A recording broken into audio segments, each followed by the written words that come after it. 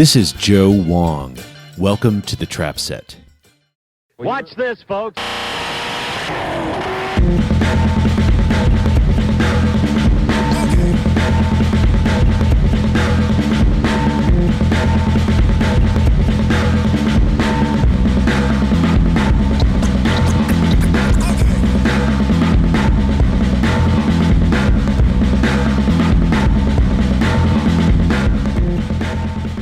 Today's guest is Steve Jordan, one of the most distinctive and prolific drummers to emerge during the era of recorded music. Steve has worked with dozens of top-tier artists, such as Booker T, Cat Stevens, B.B. King, The Rolling Stones, Keith Richards, Stevie Wonder, Neil Young, Roberta Flack, Cissy Houston, and Eric Clapton. In the 70s, Steve played in the SNL band and was a member of the Blues Brothers. As an in-demand producer, Steve's worked with Bob Dylan, Sonny Rollins, Stevie Nicks, and John Spencer Blues Explosion, just to name a few. Steve also co-owns JV Records, a label that distributes releases by his band, The Verbs, as well as artists such as Robert Cray and Ray Gorn. The label's latest release, Beat Odyssey 2020, is a collaboration between Jordan and Mixmaster Mike of the Beastie Boys, who will also be featured on this show. Steve spoke to me in July by phone from upstate New York.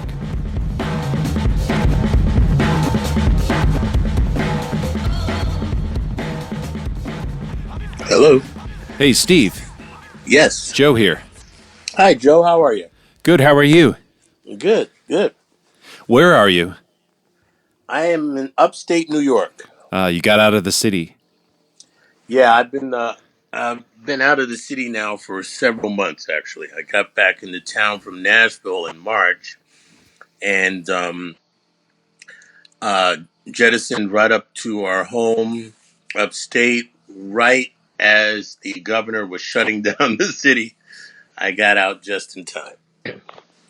And I haven't been back. I've been back once, just for a quick errand, and that's it, man. Staying safe and sound in the woods.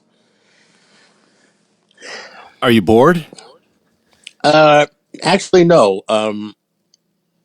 My wife is my best friend, and she's my bandmate, and my writing partner, and we have three little puppies, and we're very fortunate to have a nice home to social distance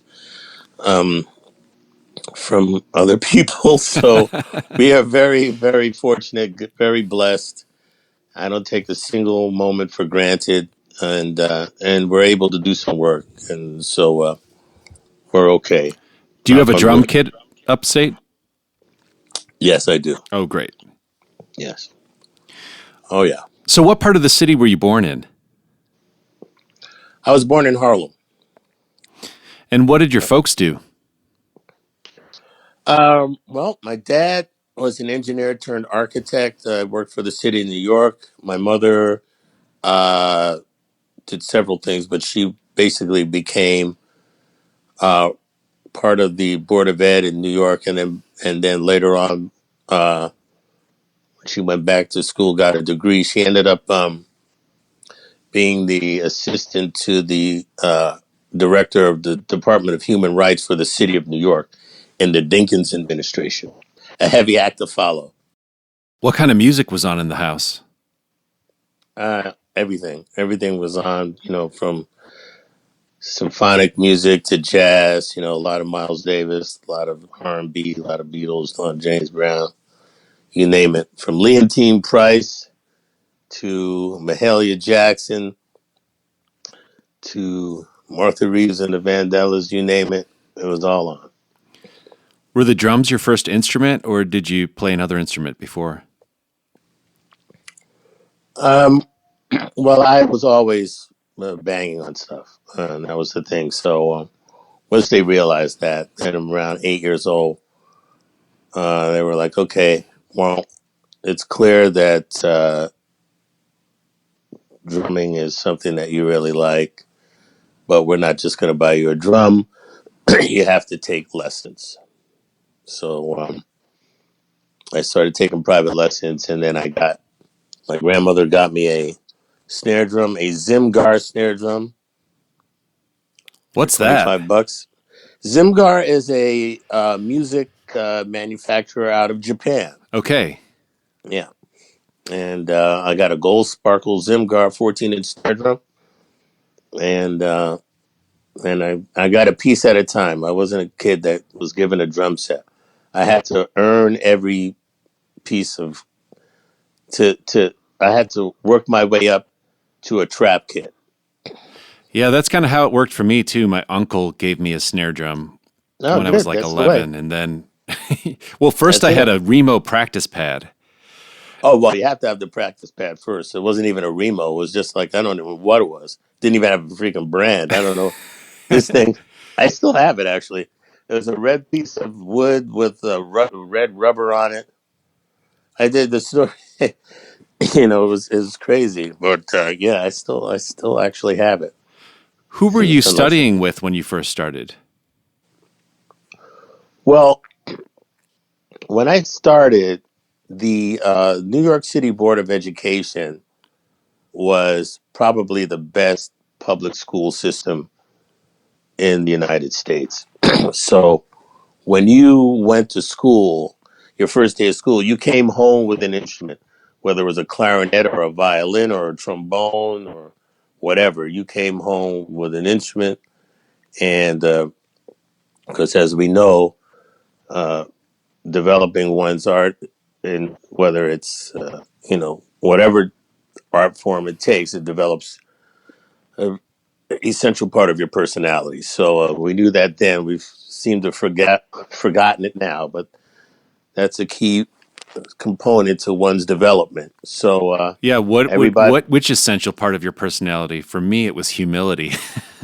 yeah, Getting an instrument. yeah, right. Well, look, you could take any part of anything that you're working on your craft as art, and then it develops another part of your learning skills. So, for instance, when I started reading music, then my math scores got better. You know, um, when you when you're making music, you can interpret things a little bit easier, maybe than other people that don't have that gift, that artistic thing, as like literature or history or whatever. It's that kind of thing. That's why those are my favorite subjects in school. So they're intertwined, and um, I think it also helps develop a sense of empathy to play music with other people. oh, absolutely. Well, you learn about chemistry because you're Yeah. playing with other people. You know how to give and take. This whole way of communication. That's why my whole theory of taking on being a musician as a profession. We're ambassadors of goodwill. You go music is a universal language. You can go anywhere on the globe, start to play, and you can make friends. You can make peace, and it's that simple. It's that clear, and that's our role, really. So coming back to grade school, which instrument did you bring home with you on the first day? Well, actually, I told the I guess my home teacher, whatever, that I liked the drums. I did have a trombone, but that I didn't bring that home on the first day. But I did play a little trombone for a minute. But it really very clear that the drums were something I was interested in. I probably came home with a clarinet. It wasn't a stringed instrument, but I never really played clarinet. I wasn't really uh, uh, into the wind instruments in that way, reed instruments. Even though I do like double reed instruments, I'm very much of a fan of. Well, I love the bass clarinet. Don't get me wrong, I love that instrument, but I like the oboe and the bassoon. Hmm. But I think it's mainly because of the register, just like I like the cello. So those registers are I'm very fond of. Darker registers. Yeah, yeah. Yeah. So at any rate, but it was the drums. The drums always had me. from the very beginning. You know. Can you remember the feeling that you got in your body when you first had access to either a snare drum or a drum kit and were able to play it? Yeah, it's very much like the feeling I have now when I it's extremely satisfying. It's a real grounding, real connection. It's very spiritual. Um, and there are all kinds of things that I love about the drums and the trap kit in particular. I love the mechanisms. I'm a very big fan of early, or as you would say, vintage kits.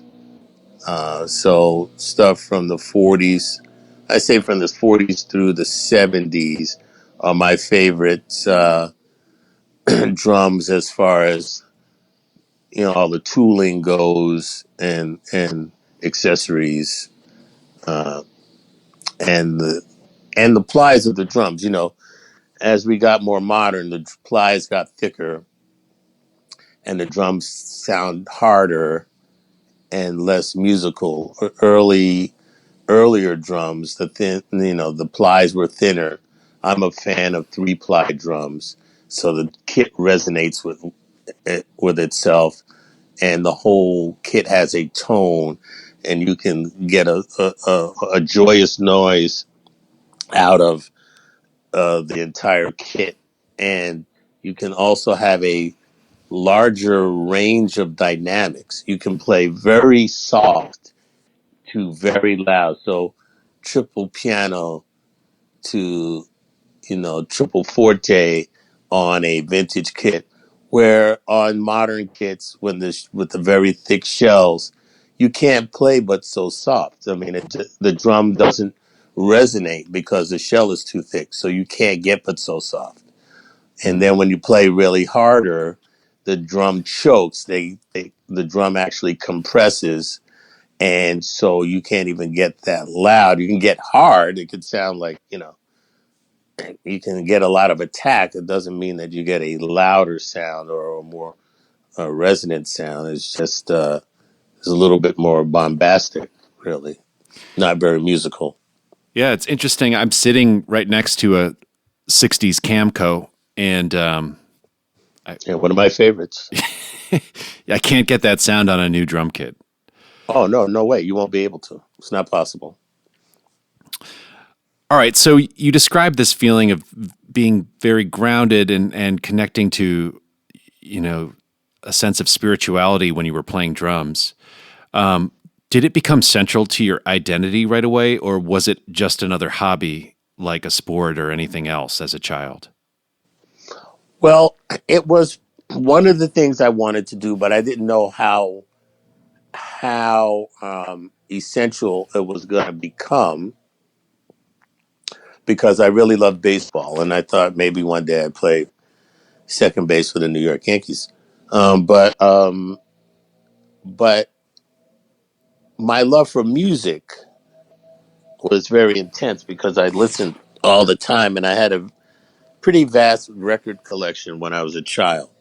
My parents were very into buying me records. If I heard a record that I liked, they would actually buy me records. So I started collecting records and operating a record player around the age of 2 or 3 years old.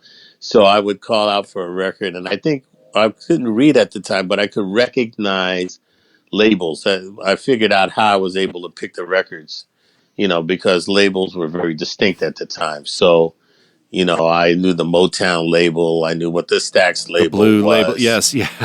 so I could identify the label, the song from the label. The Atlantic label was very distinct, The red and and black stuff. label. Yeah, Yeah, I can see it all in my. absolutely. So you're talking Yeah. about 45s, right? At this Yes. point. Yeah. 45s. Yeah.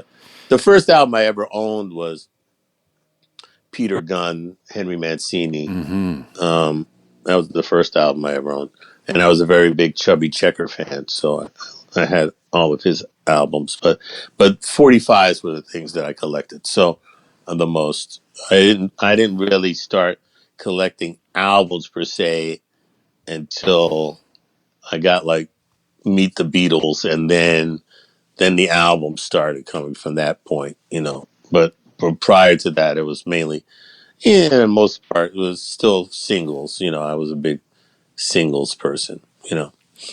So yeah, I had a record player, and then through school, I got one of the first Panasonic battery operated record players, so I could take it on school trips and picnics and stuff. And I was always the DJ for the adults or for the kids in my class. How long would the So battery last? that's a good question. I think I got through most of the day with it. Wow. I think they were double. I think they were D batteries. I believe. I don't think they were C's. I think they were D's. Um, yeah, I think that was it. And it had a Uh, speaker built into it? yeah, yeah, it was the coolest thing. I still have that too.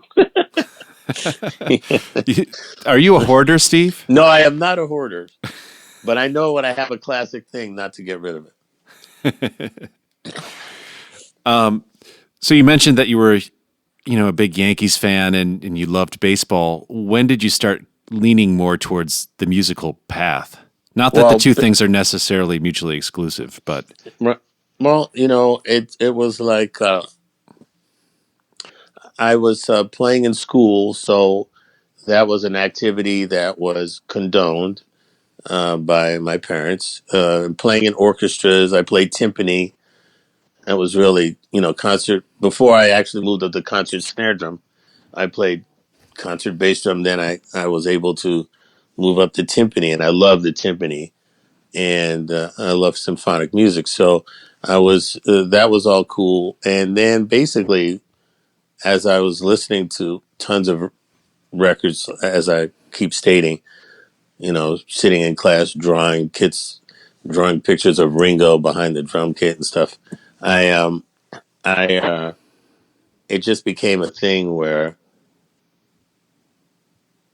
I was actually punished by my parents by coming in late one time or whatever, and they said, "Well, you can't go out, but you have to stay in, but you can listen to music." And I thought to myself, well, this is not like punishment at all. This is fantastic. So that's when I really got into music, because and then it was like then I was all in, because I couldn't go out, but I could practice, and that's when I started practicing a lot. Um, and I thought I was always sanctioned, but it was one of those things that once I started, I really got into it.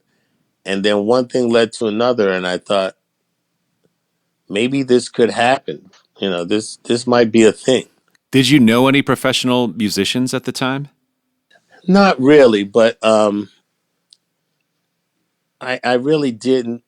But there would be a thing where sometimes when I would, you know, there would be a church function or some type of adult function, and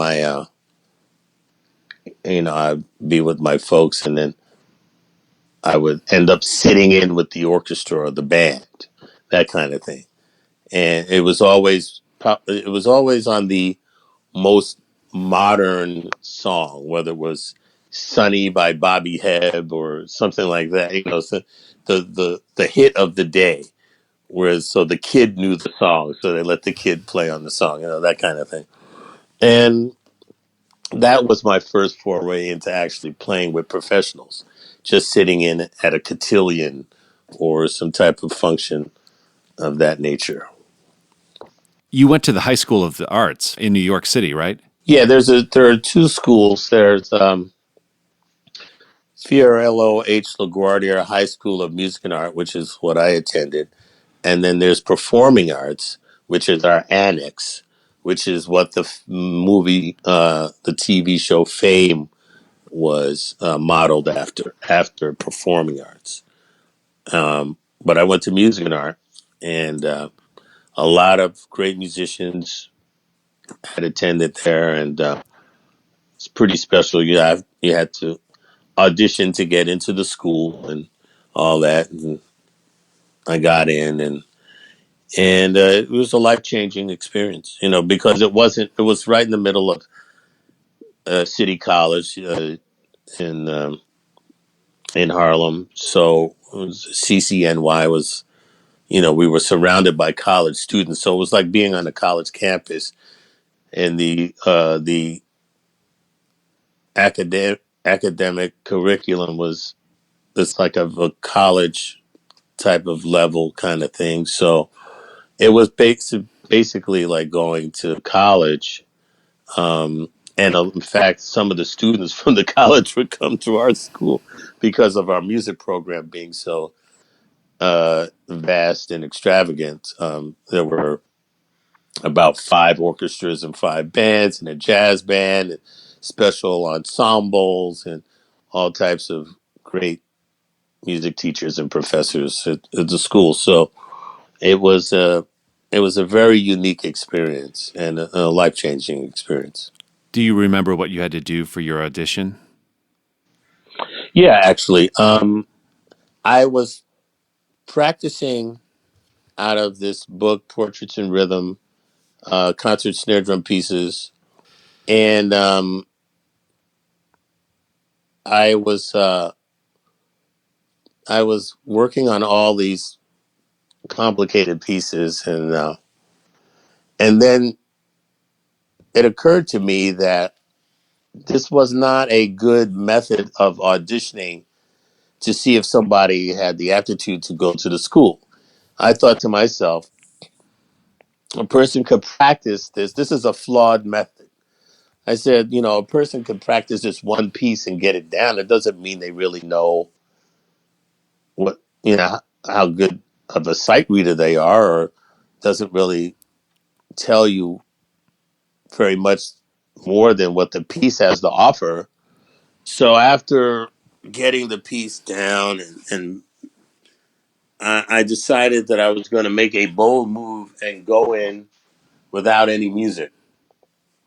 And I went to the audition, and they said, "Well, where's your prepared piece?" And I said, "I didn't bring one. I just want you to give me something, because I don't think that that's a good way to find out if somebody is really qualified to get into the school." In which they looked at me like I had three heads, and and I guess there was a little chuckle or smirk somewhere there, and they said, "Oh, okay," and they gave me some music. Now, the music that I had been practicing was so difficult that they tried to find the most difficult thing that they could find to give me the sight read, and it was so easy compared to what I was practicing that I just played it flawlessly, and then I got in. It was one of those things I still believe, like you can have people can do one thing, but then you put them in another situation, and you know you can see the holes in their preparation or whatever. So I believed in what I was doing, and it paid off. Well, you also had the confidence to suggest something bold like that at age 14.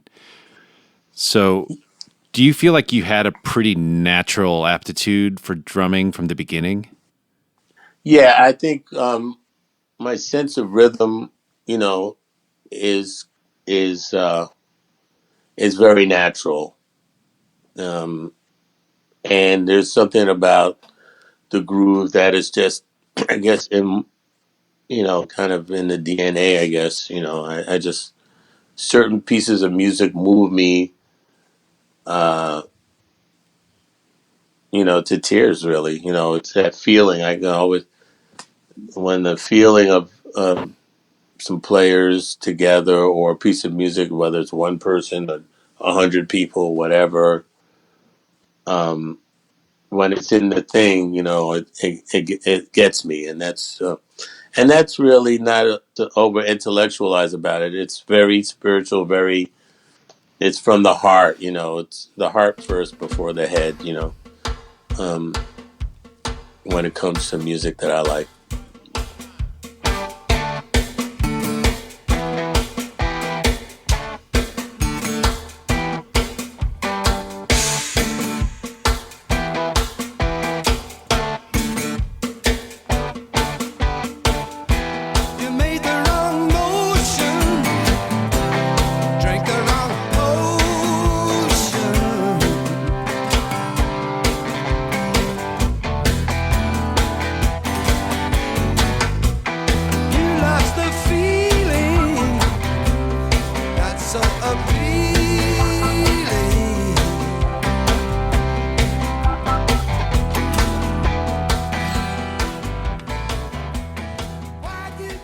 I kind of tend to agree that a sense of rhythm is somewhat innate. Can a sense of rhythm be taught to somebody? You can broaden somebody's horizon and awareness about what they have to connect to, but it's up to them to connect to it. They may have a lot of things that inhibit them from getting close to it. Um, I think anything's possible. Any human being is, has the potential to do stuff, unless you don't have any empathy in you, or you have to have some empathy, you have to have some deep feelings. If you can't connect to that, then you will never be able to touch where you need to go. Well, I think about how everybody has a slightly different natural sense of rhythm. And the records that I tend to love the most, that sense of rhythm is enhanced in whoever it is that's playing rather than kind of cleaned up on a click. You mentioned Ringo. He has a very distinctive swing to, his style. And then, thinking about the era that you were in school in the 60s, people like Tony Williams with a more elastic sense of time. So it's just interesting to kind of think about how everybody's uniquely qualified to interpret rhythm in a different way. Absolutely. Most of the recordings that I love, there wasn't a click in sight. There's no such thing. And and you know, and people try to replicate those things with clicks. And if you don't know how to work with a click track, if you don't know how to manipulate the click, then you can't really kind of come close to those records. Because most of the records that that I like, the verse had one feel, and then the chorus had another feel. Usually, picked up a bit.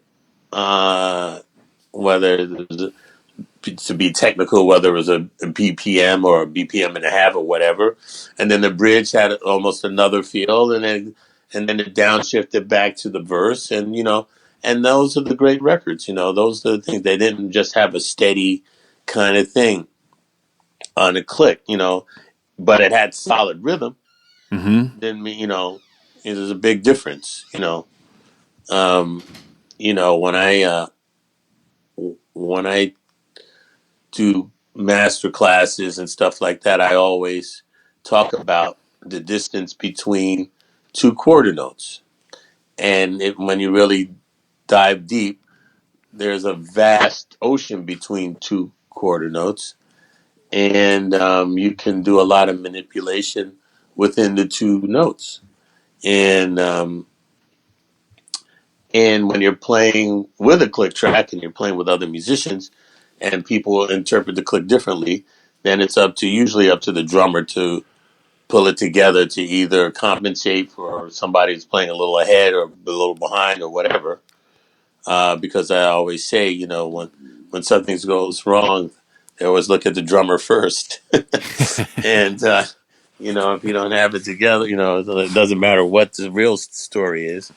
So I mean, it's up to you to figure out the anatomy of the rhythm section and who's doing what and what your job is going to be to pull it together. So you mentioned that attending LaGuardia was life changing. Um, what was the most significant way in which your life changed from the time that you entered the school to when you graduated?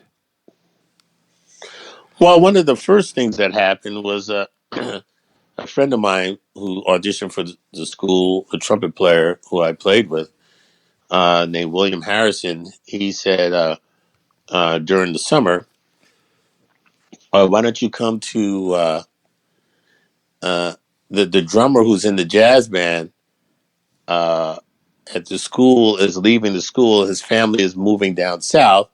You might want to come to the school to meet the conductor, the professor of the jazz band, and maybe get a chance to audition. And so I said, sure, I'll come. And like I said, the school was in Harlem. 135th Street and Convent Avenue. And How close did you live to the school? well, I lived in the Oh, Bronx. you had moved up to the Bronx by then. Yeah, Got it. yeah. So I said, sure. Now, my grandmother still lived in Harlem. She lived on 155th Street and St. Nicholas Avenue. So, and my dad worked at the municipal building, which was in Lower Manhattan, in the architectural section. So he said, look, after school, meet me at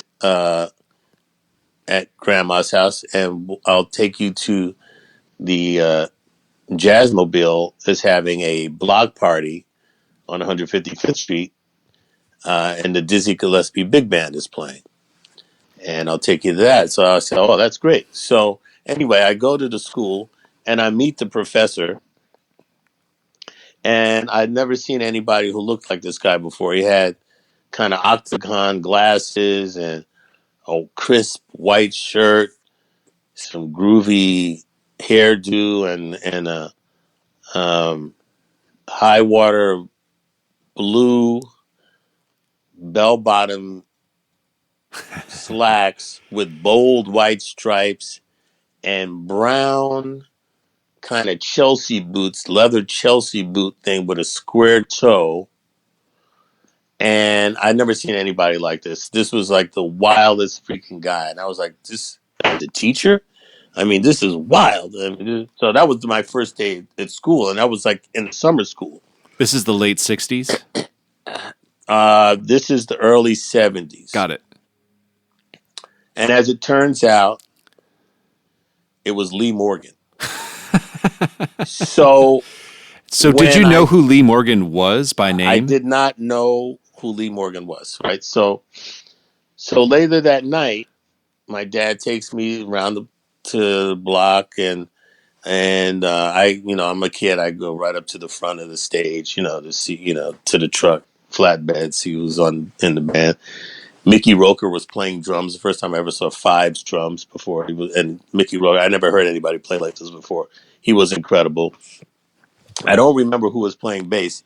It may have even been later later on. It could have been a person that ended up being one of my mentors, Bob Transhaw. He may have been playing bass. I'm not really sure. But I looked up in the trumpet section, and lo and behold, I said, "Dad, there's my teacher. Lee Morgan was in the trumpet section." And that's how I learned about Lee Morgan. He was, and then I didn't actually interact with him after, maybe once afterwards, or I don't really remember. But that was something that was a life changing experience, and of course, then he was killed in February at the club Slugs, um, and I think my teacher later on, my mentor Freddie Waits, Daoud Freddie Waits, I think he was playing with Lee Morgan at the club that night. I'm not totally sure. I have to ask Billy Hart once again, but I think Daoud was playing with Lee that night, if I'm correct. I don't think it was Billy Higgins. I think it was Daoud. But anyway, so but that was I mean, right from the very beginning, boom, you know, that was that was something else. Yeah, And then I just learned a being lot about exposed to politics. some of the greatest musicians in the world at the time in Yeah, high school. yeah, yeah. It was crazy. So, what were your ambitions by the time you got out? Well, I, uh, I one of the things that I had said to myself was, um, I want to play with everybody that I could possibly play with. I want to play with all the best people. That was one of the things. That was one of my beacons. The other thing was Tony Williams was playing with Miles at 17, so he was my yardstick. So I was like, okay, I got to be doing something by 17 or 18. You know who told me And that same thing recently is Lenny White. oh He's yeah, yeah, That was yeah, his mentality too. yeah, exactly. And so with that in mind, Um, I worked very hard in school. Once I learned the politics of the school I was going to, because it was a crazy school and there were a lot of politics involved, I had to almost create my own curriculum to get where I wanted to go. And I ended up working in uh, a the percussion cage at a music rental place called Bill's Music Rentals, which was before SIR. Everybody went to Bill's, and so I ended up working there after school. I worked in the percussion cage. I kept, you know, maintained all the percussion instruments, and also learned how to set up different rehearsal rooms. And there I met everybody. I met everybody from the Brecker brothers to Roberta Flack. Idris Muhammad was playing with Roberta Flack at the time. I met him. I met everybody. Dave Sanborn, you name it. And I also met Stevie Wonder. And that's where my relationship with Stevie Wonder started, um, back when I was in high school.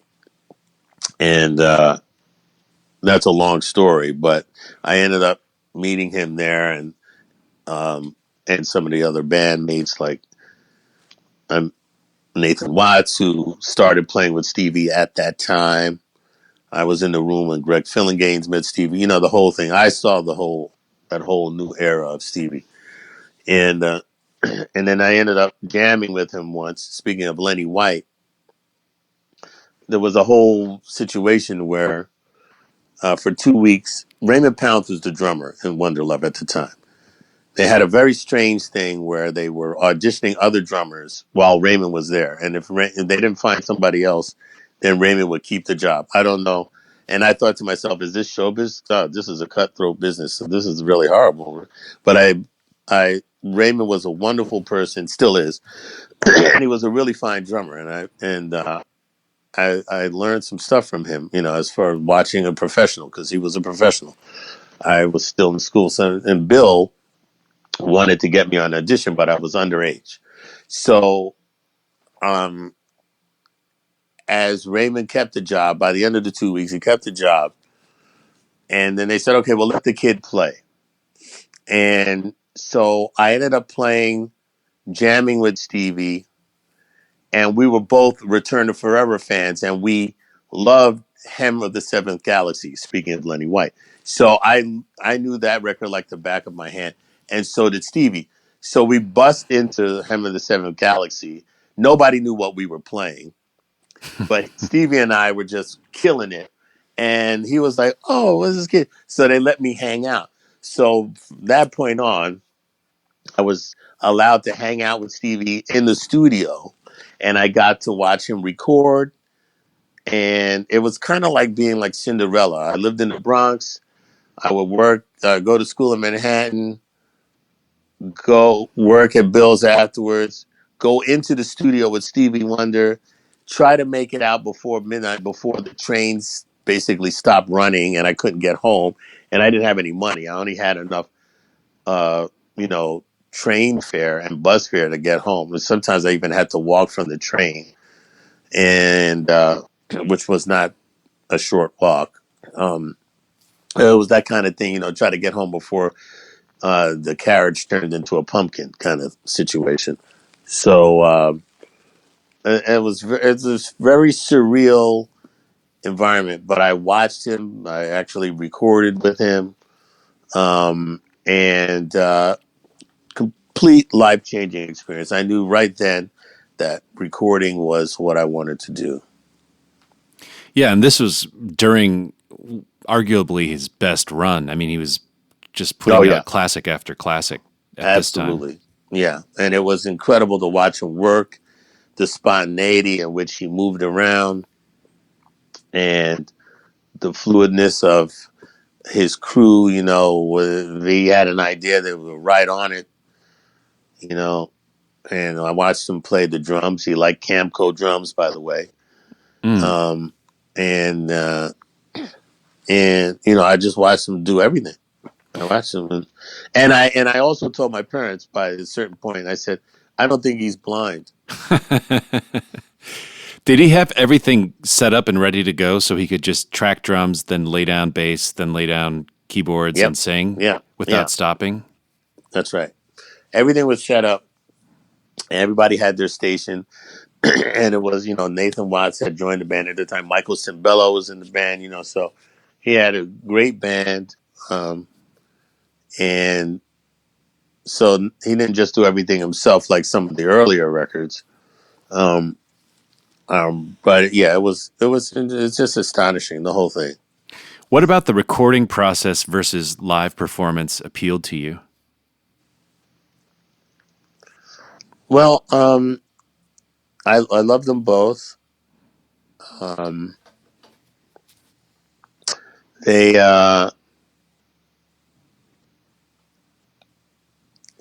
I don't know, I really love them both. I love the art of recording. There's something very special about it. Um, um, it's hard to describe. There's a science to it, but the main thing that I like about making a recording is making a timeless recording and capturing a performance. I'm not a person that likes to try to make something so manicured that it has no feeling. Right. I could care 2 cents about that. I hate those kind of records. I like the art of capturing a performance. Uh, and, and that doesn't necessarily mean that you have to have the best gear in the world at that time to capture the performance. It just means you capture it as best you can, and then if you have to work on some sonics afterwards or whatever, but there's nothing that beats a great performance. That's why some of the best records in the world were only recorded on 1 or 2 mics, 3 mics, whatever. Before we had all this multi-tracking, there was mono, and then there was stereo, and then there were 3-track recordings, and then 4-track recordings. So and some of the earliest recordings are some of the best feeling, Right. sounding records ever made. So it's all about the performance. Yeah, I mean, speaking of Lee Morgan, I think about all of the great Rudy Van Gelder stuff that he did to either 1 or 2 tracks early on, and how almost all of it is perfect, you know? Yeah, I mean, Rudy, I had the opportunity of recording at Van Gelder Studios early in my career, and he was a stickler. You couldn't touch the console. Uh, he had the white gloves, the whole thing. He just stand back and watch the master work. Um, but those records, are flawless sounding, and all that he did was capture these great performances. And you know, the Sidewinder is a perfect example. Mm, After that's he, Billy Higgins on drums, right? that's right, Billy Higgins on drums and Bob Cranshaw on bass. At the end of that session, the whole record was done, and then Lee disappeared into the bathroom, Mm-hmm. and he was in there 5, 10 minutes, and 15 minutes. People started getting a little worried, and 20 minutes, and then people are starting to panic, and then he comes out 25, 30 minutes later with the song Sidewinder. He wrote it in the bathroom, Wow. and the rest is history. So the time when you were coming of age and you were first exposed to the studio, I think is an interesting time because I think it was around then that albums were becoming the dominant format, and like songs, the recording process was starting to become kind of more central to the identity of a song versus written music as it had been Right. pre-recording.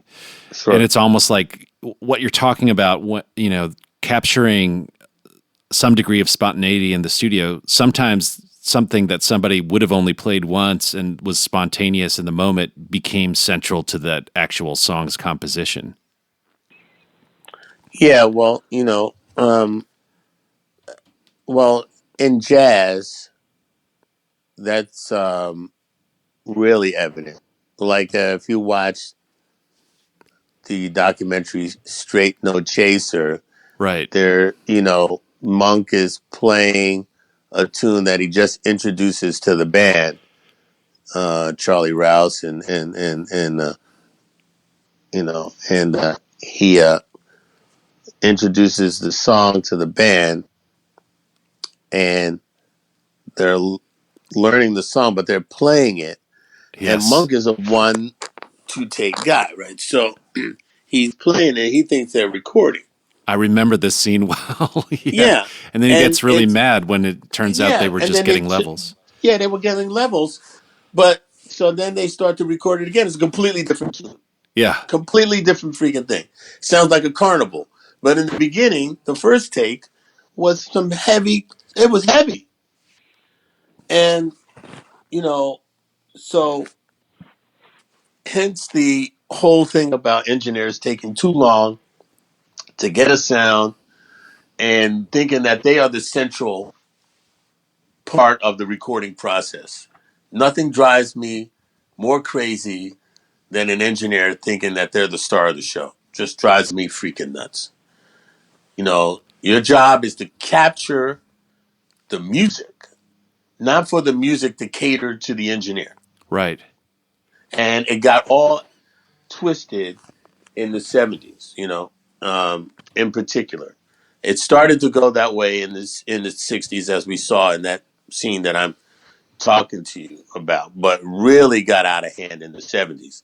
And then it got even further out of hand when the engineers started asking for production credit because they thought that their recording prowess was so integral to the making of the record that they should be at least a co-producer on it. So, and some engineers, granted, became good producers. I'm not saying that they're all guilty of this, but some of them were out of line. Hmm. Um, and and it got to where musicians had to tiptoe around engineers, and it got really crazy. I saw that happening. I saw, and I that's when I became a very kind of dedicated to learning about becoming an engineer myself, so that I could have dialogue with an engineer. Because what was happening at that time was the engineer felt all empowered because, and I'll say he because there weren't very many female engineers, and the female engineers didn't have this type of attitude. But it was like they had the goods. They knew something that you didn't know. So if you couldn't articulate, what was wrong about the sound or what they weren't getting what you were hearing, then you were at their mercy, or you didn't know where you're just a musician, you know, just play. I'll get the sound, that kind of thing. Very uh, incredibly annoying situation. So, but you can either stay a slave to that and be beaten down, or you can do the job and find out and become an engineer yourself, which is what I did. Um, so now I could go on and say, I need this mic on this drum. I like this mic pre. Don't use that. Take the key pecks off of the freaking drums. All because everybody was using the key pecks at the time. In the 70s when a new piece of gear came out, every engineer used it to the max. Didn't matter what the music was. They would just put the newest contraption on the thing, and I then, mean, I feel like that still happens. well, yeah, there are engineers who come in with a preset of what they're going to do, and then they just put their stuff on you before you play a note. Yeah, or they're Yeah, excited because they got a new toy and they want to play with right. it.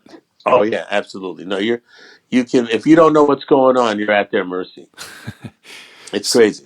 Well, Yeah. earlier you mentioned that when you were in high school, you quickly learned that it was a very political environment and you figured out how to navigate that environment. And I think that kind of a skill, like understanding the lay of the land and then knowing how to read people and how to find your way through a complex environment like that, probably serves you well as a musician and as a producer. It definitely serves me well as a producer, without question, and a musical director. I mean, those are essential qualifications to be successful. Has that and those always two been fields. something that's come natural to you? Like, have you always had a pretty good understanding of people? Well, that comes from my parents. We would sit around at the dinner table every night. We'd talk about what was happening, whether it was in the city government or what the national picture looked like. Grew up during the civil rights movement. There was always something happening, voting rights, you name it. It was all happening into the anti-war movement. Um, you know, I remember the night that Martin Luther King was assassinated. I remember the night that Bobby Kennedy was assassinated. I remember the day that John F. Kennedy was assassinated. All of these things. I remember Medgar Evers assassination. You remember these things are landmark moments, and you know where you were when they happened, and the feeling. I remember the feeling very vividly of those four events, and how you reacted to them, and how the world changed after those events, and how one had to navigate life after those events, just like how the world changed after 9/11.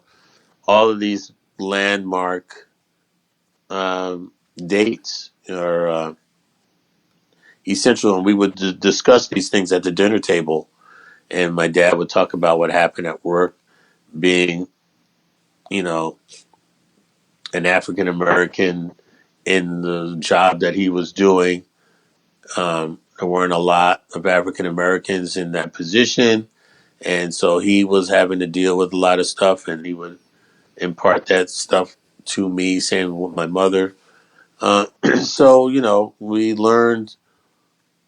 I learned a lot from speaking to them every night, and so we were always. My sister and I were always kept abreast of what was happening socially, and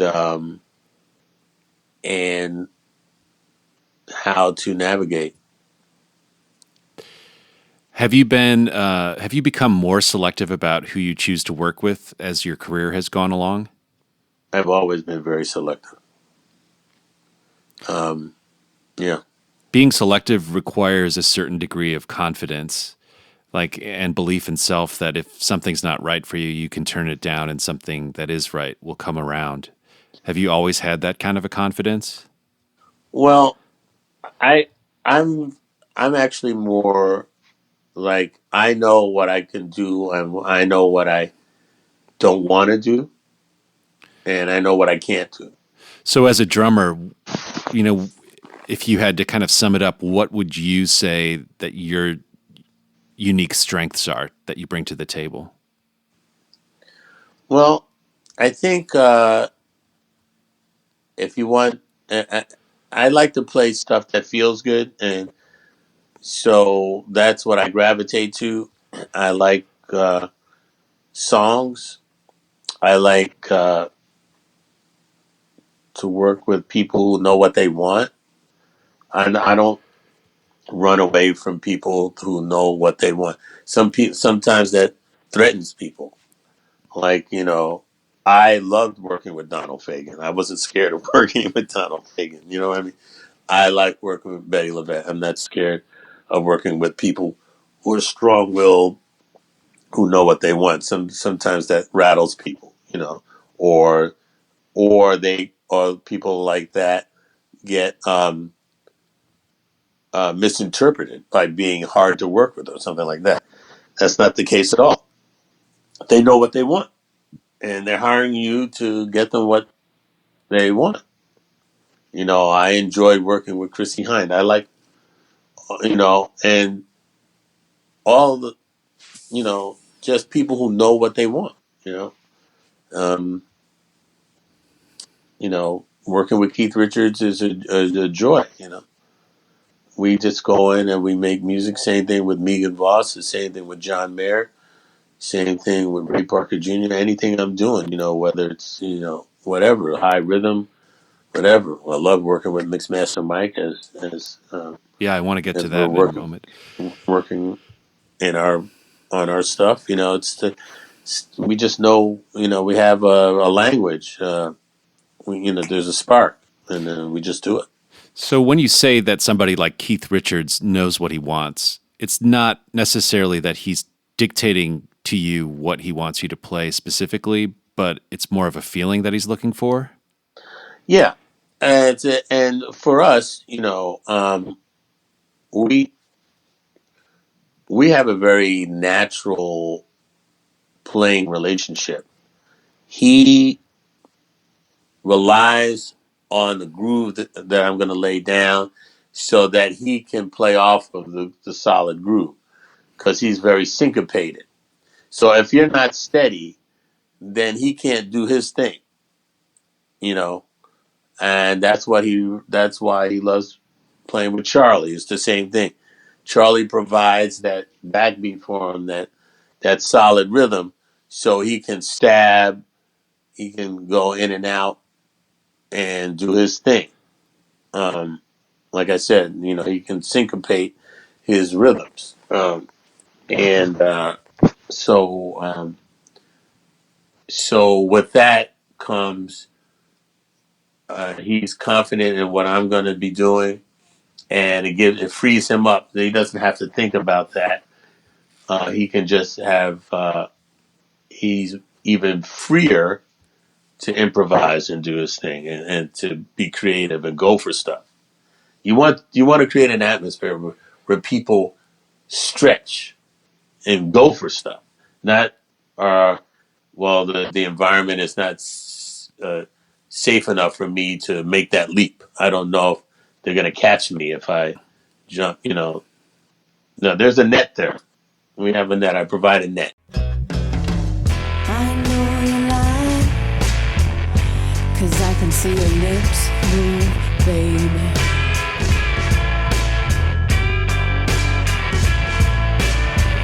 I know you're lying, 'cause I can feel your heartbeat, baby.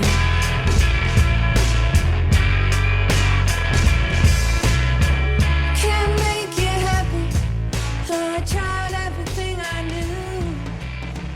There's nothing. Earlier, we were talking about engineers who erroneously sought production credit. You've done quite a bit of producing yourself. How would you define the role of a producer? Well, producers, there are many different ways to produce a record. And let me clarify once again. I don't want to ruffle any feathers. Um, there are certain engineers that deserve production credit, that become producers in their own right. No question about that. One of the earliest examples of that was this is the quintessential engineer producer in my opinion. Tom Dowd. Okay, Tom Dowd. He was a physicist, a pianist, a great engineer, and a great producer. He didn't even need music to be a successful individual. Just he was not only just a producer and a great engineer and an innovator, bringing 8-track recording to England. Turning the Beatles on to stuff. Um, he was just ahead of his time and kind of the role model for engineer producers. Same thing with Al Schmidt. Al Schmidt is a great, legendary, groundbreaking engineer who became a producer because he knows how to make a record. He knows what it entails. So those are two great examples of legendary, innovative engineers who know what production is all about and became great producers. So yeah, um, um, that's far different than what I was talking about.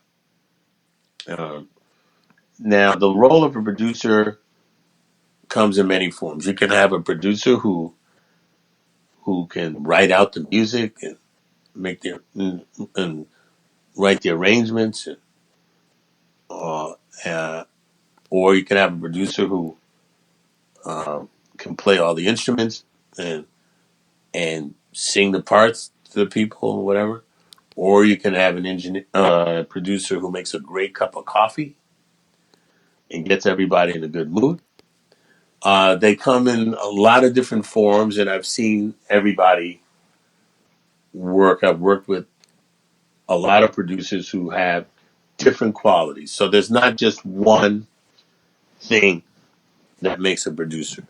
But I guess the main attribute is you have to be able to communicate with the artist and create a working environment where you can be successful.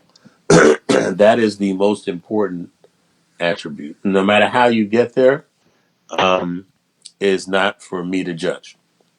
As long as you get there, it's the end result. Are there certain strategies that you find effective to get there when you're producing?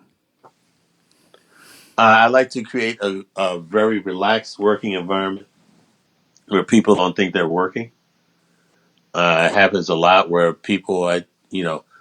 we have 13 tunes to cut in 3 days, and I'm relaxed, and people think they're panicking, like we're not working fast enough or whatever. But I don't want them to feel like they're working. I just want them because I want to capture a great performance. I want a relaxed take.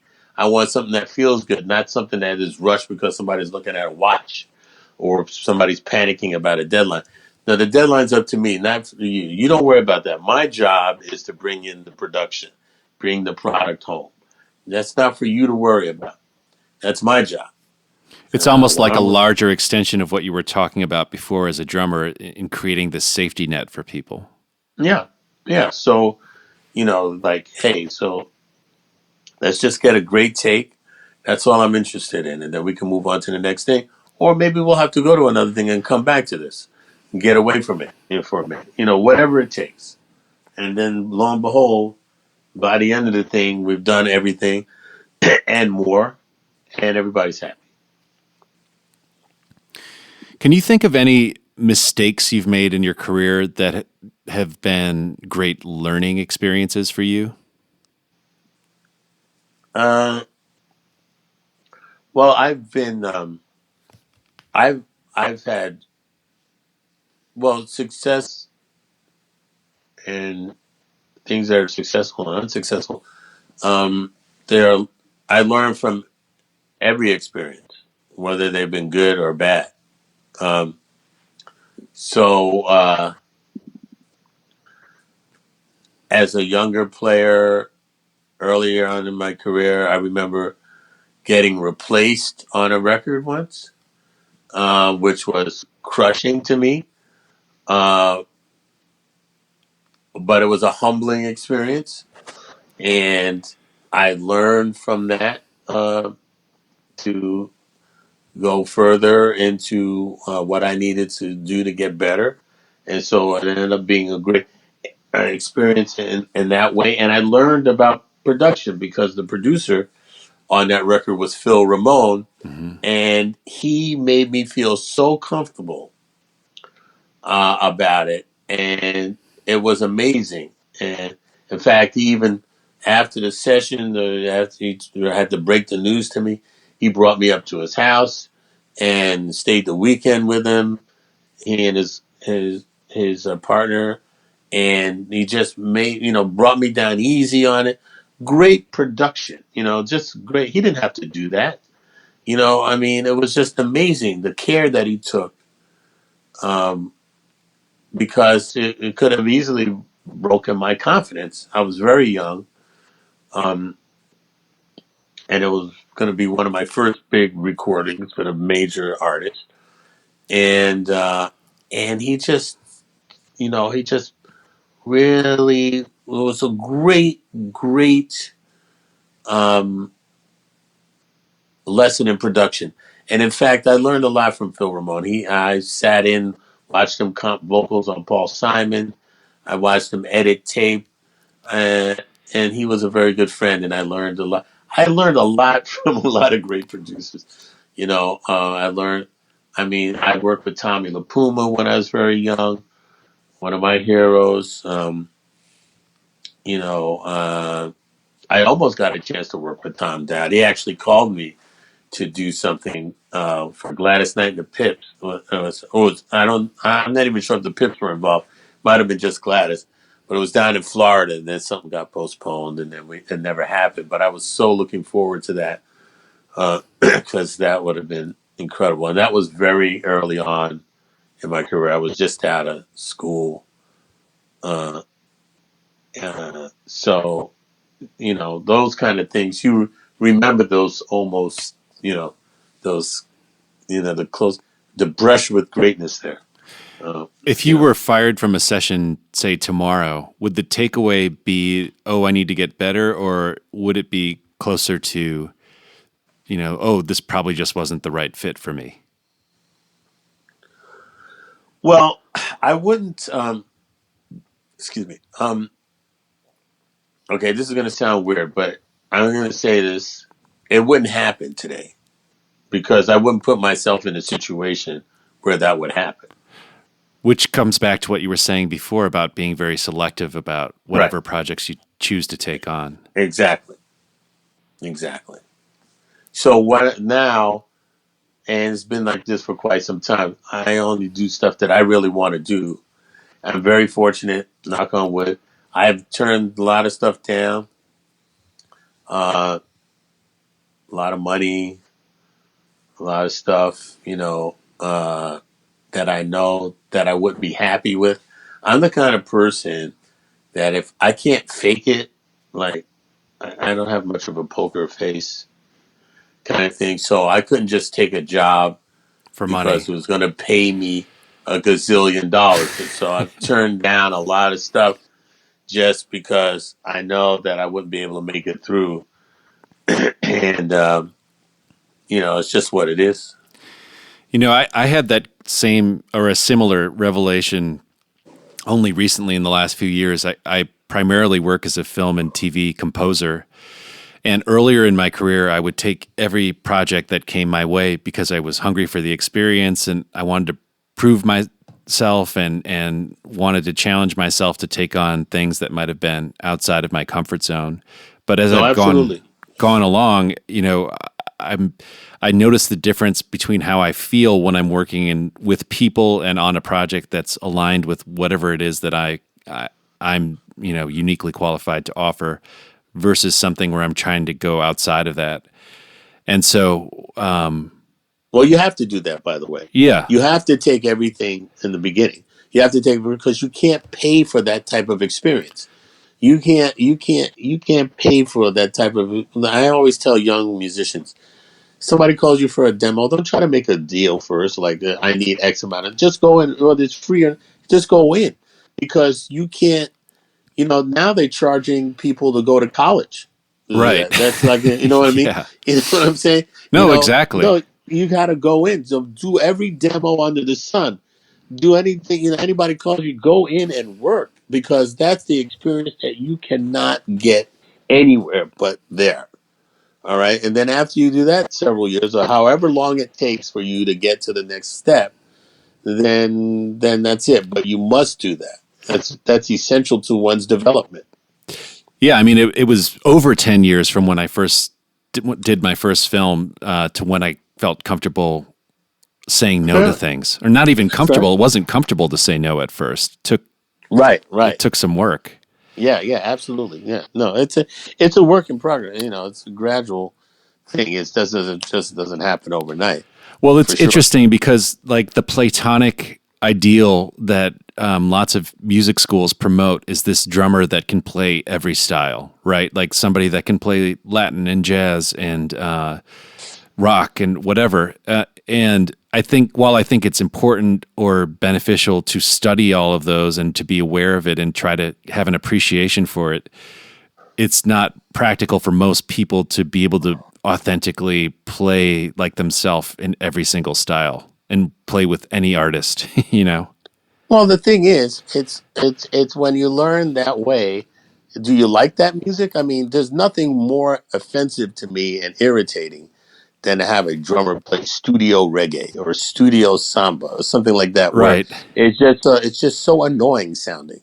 It's not authentic. You don't really know them. If I can play all the styles that I like to play because I love the music. I don't look at it Right. as a style.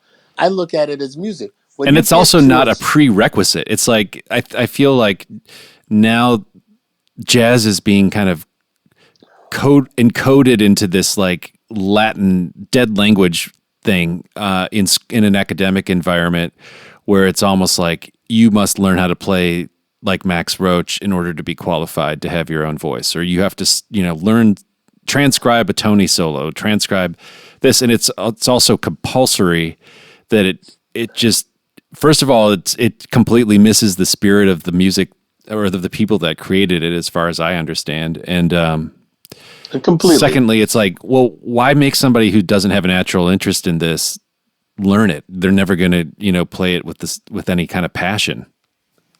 Yeah, and the perfect example is if you're using Max Roach as a template and everything, and you go to what he played on St. Thomas, he didn't really play a calypso. He played more like a Latin beat than a calypso.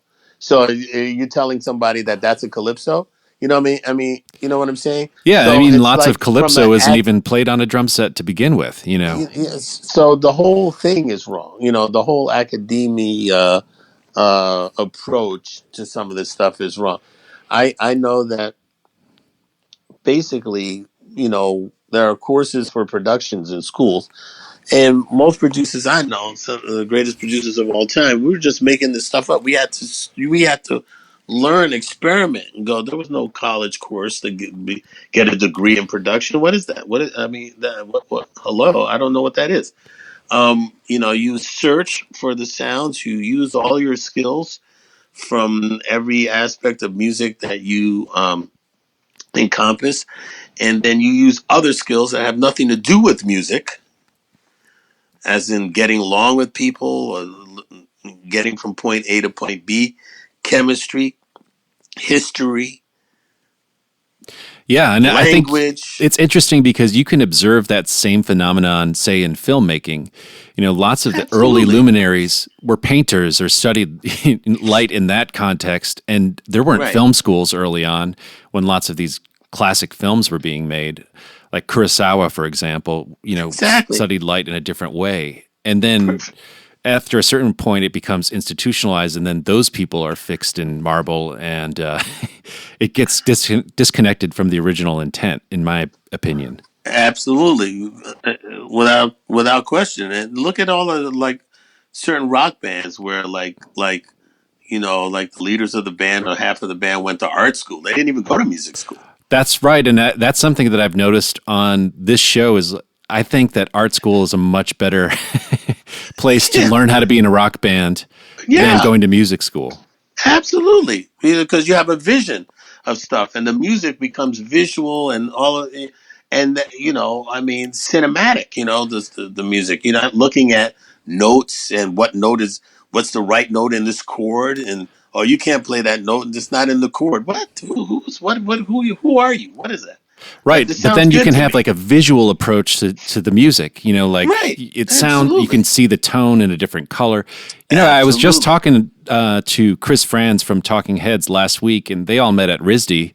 Right, And exactly. I was thinking of them in particular. yeah, Even though, look, Keith went to art school and all, the early, a lot of the British invasion guys went to art school, but and all the Talking punk Heads are rock guys in the right. '70s as well. Absolutely, yeah. But Talking Heads a perfect example.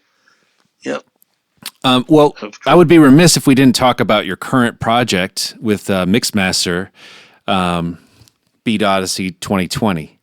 hmm Tell me about the impetus to make this record. Well, I started working with Mike several years ago. I was the MD for the Primetime Emmy Awards, and I wanted to have a DJ in the orchestra that had never been done before. And so I got a DJ 1 year, and it was good. And I thought, okay, this is a model that is going to work. And then um, the person I was working with, Michael Bearden, who I hired to be the conductor, um, he had worked with Mike on a Kennedy Center honors show where they were honoring Herbie Hancock, and Mixmaster Mike was working on that show, and he did, I guess, a version of Rocket. And Michael called me and said, "Man, I got the DJ for you, man. We got to have Mixmaster Mike. I never heard anything like this." And I had known of Mixmaster Mike, obviously, and I was a big Beastie Boys fan and stuff. So I was like, okay, but I never worked with him, and I hadn't really delved into his, really dug really super deep into his career. I just knew he was bad, but I had no idea what I was about to, uh, you know, be turned on to, really. So I just said, okay, well, Mike, I didn't even hesitate. Mike said, we got to do it. So I said, hey, Mike, boom. So I said, okay, Mike. So I hired Mike, and on the first rehearsal, he just blew my mind. And so we just started. I said, wow, this is incredible. It took the orchestra up to another level. It was crazy. And everybody, you talk about chemistry and what it does to a group of people. You get, he made everybody feel good. He elevated the entire orchestra because nobody had heard anybody do what he was doing. And it just lifted the whole orchestra. So then he and I started doing a couple of cues for some spots, and then we would start playing some stuff after we did the the assigned work that I had to get done. Then we started to do some stuff on the side, and then I just started booking time in the studios when I was in LA, because that's where we were doing it. We were doing it at Capitol Studios or this place called Sage and Sound, which is right around right not too far from Capitol and on Sunset, right off Sunset. And we just started gathering material. At first, we said, we just cut some stuff and then give it to some MCs and see what they want to put over it. And then after a while, we're like, you know what? This is like soundtrack stuff. This is so cinematic, and maybe we don't need to give this to anybody to do anything. Maybe we should just keep this for ourselves and like put it out. So that's basically how it started. So we were just gathering stuff over. We went in a couple times and just hit it, spontaneously. We'd say, okay, we talking about vision, and cinematic stuff. We would kind of paint a picture and then just say, okay, and get a BPM setting and set up a thing and then go, you know. And so it's a record that is really, in a way, very jazz because it's completely based on improvisation. Completely based on improvisation. So we'd start and stop, and then after the thing, it'd be like, wow, what was that? Okay, and then we would, the pieces were just numbers, and then by the time we had like 40 pieces of music, then Mike has titled most of them. I've only titled two pieces. He titled most of them. Which pieces did you title? I titled The Gospel and Sly Street.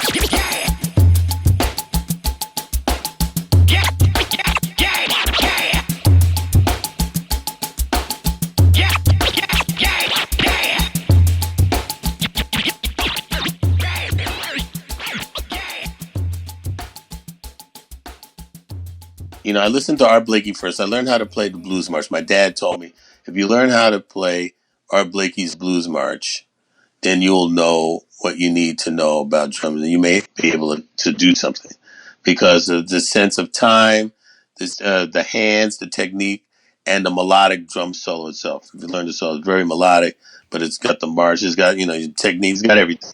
And that was the most astute musical advice I ever received. Your dad, a non-musician, gave that to you. Exactly. So so Art was the first kind of beacon. But then, of course, listening to Miles, my dad was a big Clifford Brown fan, and then when Hmm. Clifford died, he switched his allegiance to Miles. So a lot of Miles in the house. And so Seven Steps to Heaven was the record. Okay. So I'm listening to Seven Steps to Heaven all the time. And of course, so you learn the solo, blah, blah, blah, and the drums sound so beautiful. And the innovative, whatever he's doing there, since I don't really know the history prior to Tony, I don't know the dialogue that Philly Joe had laid down or the Joe Jones had laid down or whatever. I don't know that much about Max Roach at the time. I don't really know, so it's just Tony. So that's where I picked up bebop drumming from. So it's Tony thereafter. So so I he's my end all. So like Did you get to hang everything out was. with him? I actually did. I've hung out with Tony a couple of times. The first time I met Tony was on the subway in New York. Only in New York can you meet your heroes. In this, kind of like I get on the shuttle from going from Times Square to Grand Central Station. I get on the shuttle with my cymbal bag, and lo and behold, there's Tony Williams. And I almost dropped to my knees. I just can't believe it's Tony Williams. And so that was the first time I met Tony. And and I just tell him, oh my God, I just can't believe this. He sees I'm a drunk guy. I got the freaking cymbal back. And I'm, oh, you're my hero, and blah, blah, blah, and all this stuff. And then when I was doing Letterman, we did the first correspondence we got after our first show was a mailgram from Tony Williams saying how much he loved it. Our first fan letter, our first seal of approval from Letterman Band, which was called the world's most dangerous band at the time, was from Tony Williams. So that was my Tony Williams. And then I have another story, but that's. But anyway, so I didn't really appreciate. So I'm only listening to the Tony Williams tracks, Seven Steps to Heaven, Joshua, all that stuff. I skip over the ballads, which I learned later was a big mistake because uh, Basin Street Blues is an incredible recording, and one of my favorite things, might be my favorite thing on the album now. That's Frank Butler playing drums on that beautiful brushwork, and Victor Feldman playing piano, not Herbie Hancock. So this is a whole different thing, but they were ballads. So you're a kid, you don't listen to ballads. You skip over the ballads, you go right to the next thing. So, that was the thing. I'm dealing with the Tony from that point on, his thing is so unorthodox. But it's that energy that he's bringing, and Yeah. that different way of thinking. And so that's what I thought it was all about, because like I said, I didn't know very much about traditional playing in bebop before. See, so I wasn't tethered to that because I didn't listen to that first in that way. Now, cut to years later, and then I end up playing with Sonny Rollins, and and I have that kind of high energy kind of playing with Sonny and everything like that in the 80s, in 1980 in particular. Then cut to 2005, I had been playing on all of this other stuff, and I I said to myself, there was something missing musically in my life. And I hadn't played any jazz, real jazz, in a long time. I was making all these records that I love to make and everything, but there was something that I wasn't really. Something was missing, and out of the blue, I get a call from Sonny Rollins, and he says, "Are you available to go on tour with me?" Blah blah blah blah blah blah. And first of all, I hadn't played bebop in a long time, really serious, because he's the greatest living player. He's one of the greatest players ever to be born. Now he's the greatest one. He's the best one left. So he is It blows my everything. mind that he's still here too. I mean, I Right? forget He's that still some because he looms he so can't. large. He seems like Yeah, a god. yeah. Well, he is, and he can't play anymore. But he is here, and he is sharp as a tack. Anyway, so he says, would you be available to play? And after that, I said, well, let me check. I don't know, um, because not because I wasn't didn't know really. I wasn't really thinking about my schedule. I just didn't know if I would cut it the way I would feel comfortable going out and playing it at the level that I deem acceptable. So when I got off the phone, Megan said to me, "What, are you kidding me? You know you got to go out there and play that. You better call him back and tell him that you want to play." So I called him back. I said, "Yeah." So then I did this. I went back to the woodshed and I started like was starting all over again to go to the root of the thing and started to listen to, because Sonny's played with all the greatest drummers Yeah. ever. So I wanted to hear how they interacted with Sonny, because I wanted to go out and kill. I wasn't just going out there to play some, whatever. I had to go out and freaking kill it.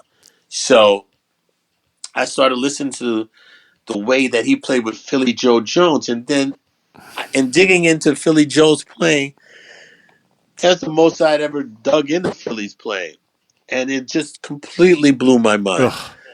Oh, just like I was what, and then as I'm trying to deal with how I want to sound with him and feel comfortable, because Sonny loves the way I play because he loves my pocket, right? So that was his thing. He wants the pocket, and he loves my pocket. That's what he says to me all the time. You got the thing, but I want to be able to provide that energy under him as well, without sabotaging the thing he likes about me best. So I'm like, okay, great. So I just really went back into the woodshed. I listened to people that I never listened to, and to really get back to the basics and then work my way back into it that way. So it was a real, a serious journey for me, and it's something that I really enjoyed. And it was a really good band. Bobby Broom, Hmm. Kamadi Denizulu played African percussion, and that kind of thing. You never really want to have a percussionist when you're playing bebop and stuff like that. But there's a lot of calypso in Sonny's music. As you know, he wrote the greatest calypso of all time, the most famous one, St. Thomas. Hmm. But he writes calypsos all the time because he's from the Caribbean, and that's a very important part of his musical upbringing. So, and I'm from the Caribbean as well. My ancestry is from the Caribbean. So it's like, I love calypso. So to play a real calypso, not some jazzy calypso, but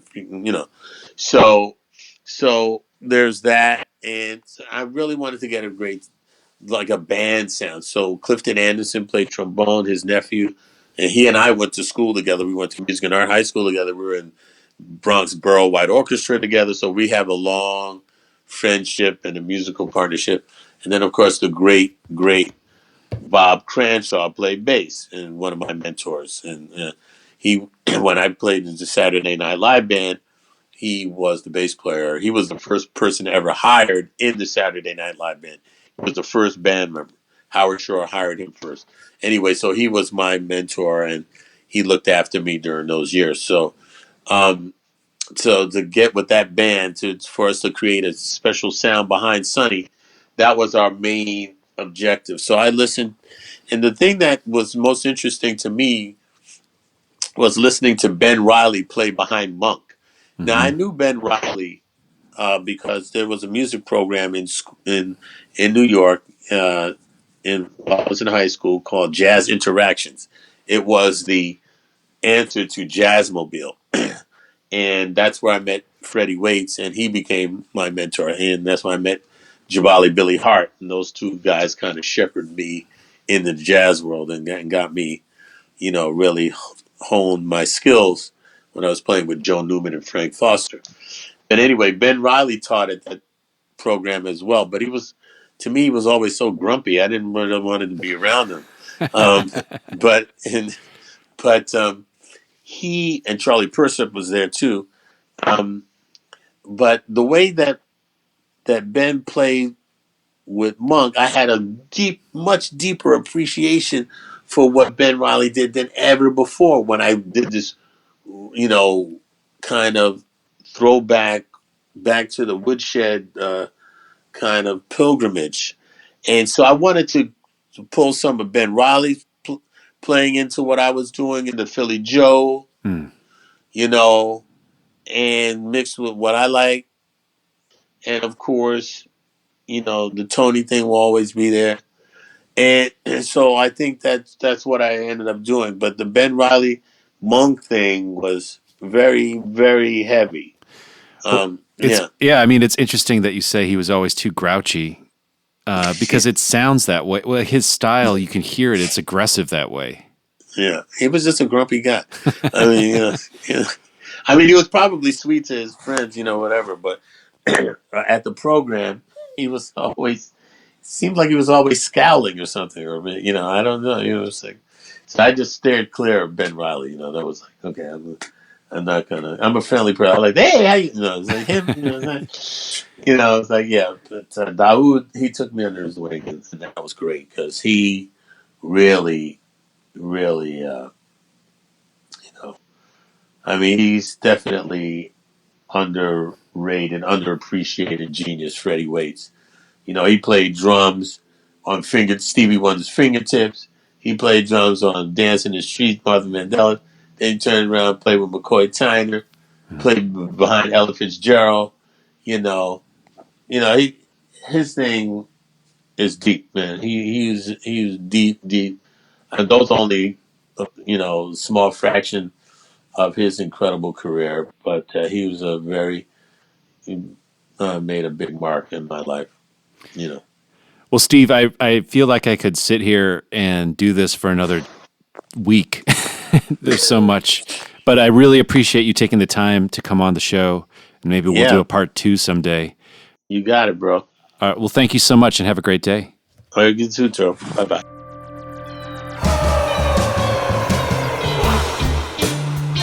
The Trap Set is produced by me, Joe Wong, along with Chris Karwowski, who also edits the program. Follow us on Twitter, Instagram, and Facebook at The Trap Set, and visit our website, thetrapset.net, to subscribe to our show for free. If you enjoyed what you heard today, please donate to our show.